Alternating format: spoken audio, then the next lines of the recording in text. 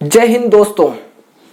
हम आज बात करेंगे बहुत ही गंभीर मुद्दे छतरपुर जिले के बक्सवाह जंगल के बारे में।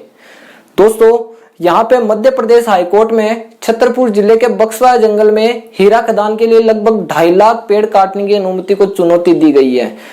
कहीं पर्यावरण हितैषियों ने इसको चुनौती दी है, जिसमें चीफ जस्टिस मोहम्मद रफीक और जस्टिस विजय कुमार शुक्ला की डिवीजन बेंच ने केंद्र सरकार, राज्य सरकार और आदित्य बिरला समूह की एसएल माइनिंग कंपनी को नोटिस जारी कर जवाब मांगा है और इस मामले की अगली सुनवाई 21 जून को निर्धारित की गई है।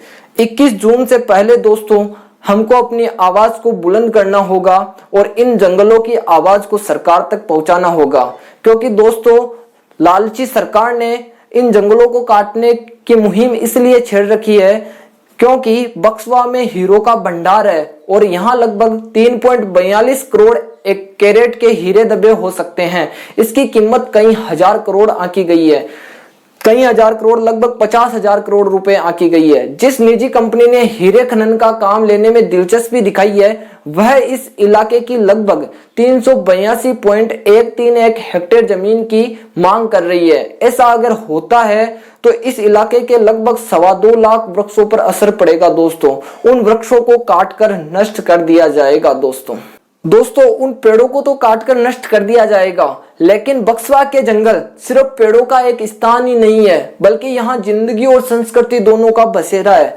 वहां पे प्रकृति का एक सौंदर्य दृश्य है जहाँ पे आदिवासी लोग अपनी आजीविका चलाते हैं। वह जंगलों पर प्रत्यक्ष और अप्रत्यक्ष रूप से निर्भर है दोस्तों।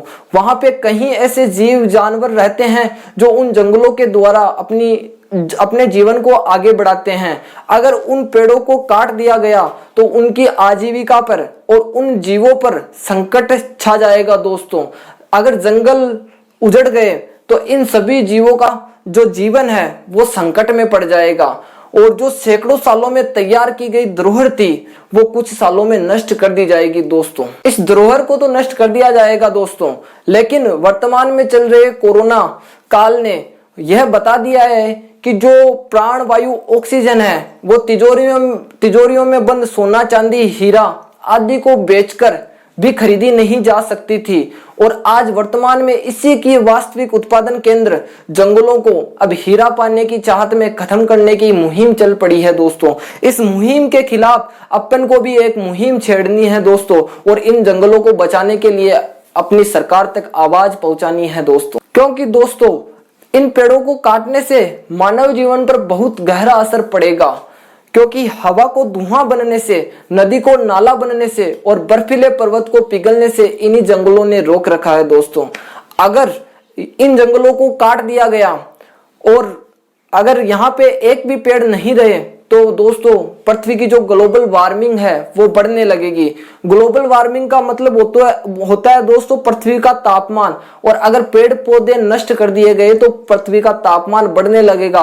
कहीं ग्लेशियर पिघलने लगेंगे जिससे बाढ़ आने का खतरा बढ़ने लगेगा और बाढ़ रोकने का जो साधन, जो पेड़ होते हैं जो बीच में खड़े होकर उस बाढ़ के पानी को और उसकी गति को धीमा करते हैं, उन्हीं को नष्ट कर दिया गया तो वह बाढ़ एक भयानक रूप लेकर मानव सृष्टि को नष्ट करने में सक्षम हो जाएगी दोस्तों।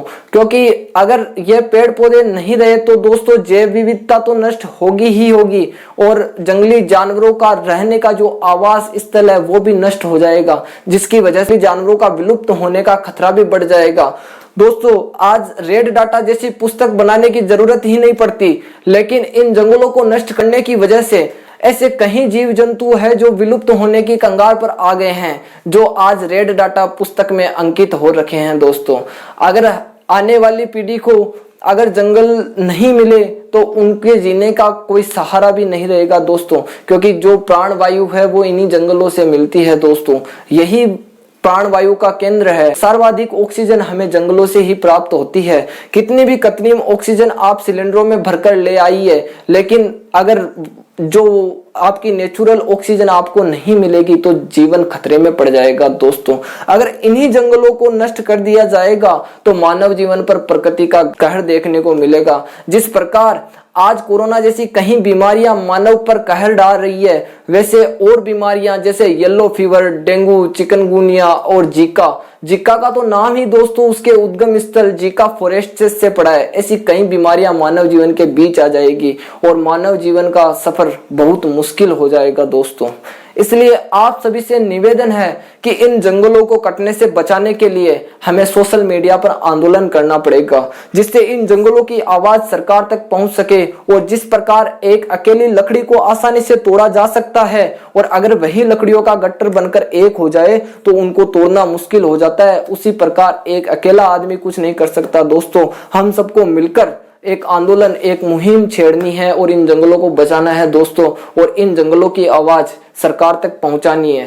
क्योंकि दोस्तों अगर जंगल रहेंगे तो ही मानव जीवन संभव होगा, अपितु मानव जीवन की कल्पना करना भी मुश्किल हो जाएगा। दोस्तों अगर आप इस मुहिम का हिस्सा बनना चाहते हैं और इन जंगलों की आवाज सरकार तक पहुंचाना चाहते हैं तो हमारे इस वीडियो को शेयर जरूर करें।